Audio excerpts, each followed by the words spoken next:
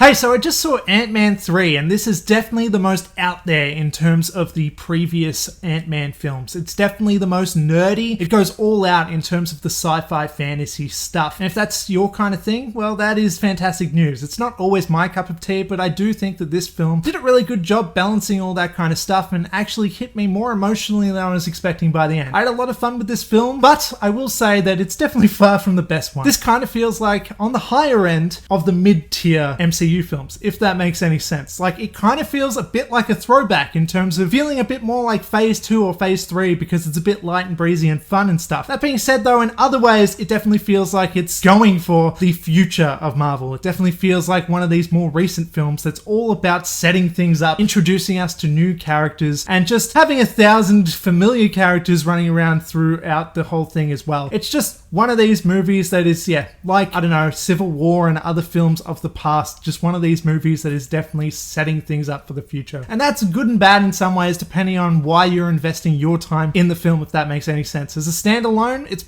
maybe not the greatest, I don't know, but as just one part of this big franchise, I think it's a pretty entertaining film that I liked quite a bit. Though I do have to criticize its visuals a little bit because, you know, there was that meme going around saying that this movie looked a lot like Shark Boy and Lava Girl with all the green screens and shit. And look, it looks better than that, but it's still fairly obvious that the environment around all these actors is not real. Often these actors might not even be in the same room. All of this kind of stuff, it's very apparent when you're watching it. And it doesn't really bother me. I don't really care all that much because it's all fantasy stuff. It's all, you know, it's movie magic and whatever. It looks good enough to me, but I feel like that's gonna bother the hell out of a lot of other people anyway. And I do think that it's a fair criticism to make. Something that I do have to praise when it comes to this film, the villain, Kang the Conqueror, played by Jonathon Majors. He does a fantastic job in the role, and I do think that he elevates the material. The portrayal of this character, it's fucking impeccable, to be honest. He's really,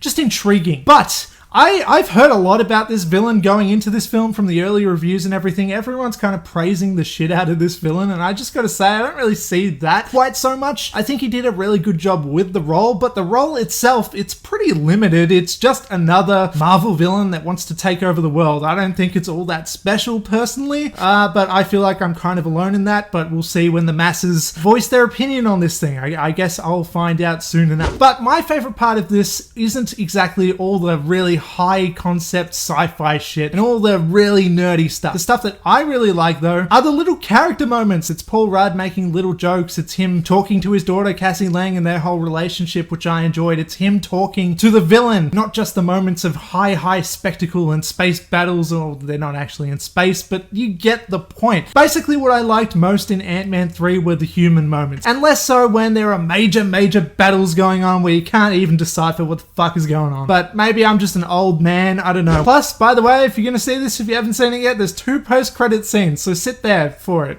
if you care about that kind of thing. Me personally though, if I could tell my past self if I should care or not, stay for the first one, but like, don't worry about the second one. It's not worth sitting through all the credits for that. And I guess that's about all that I have to say. Before we go, please do the things. Share, like, comment, share, subscribe, all that shit. I'm outie. Goodbye.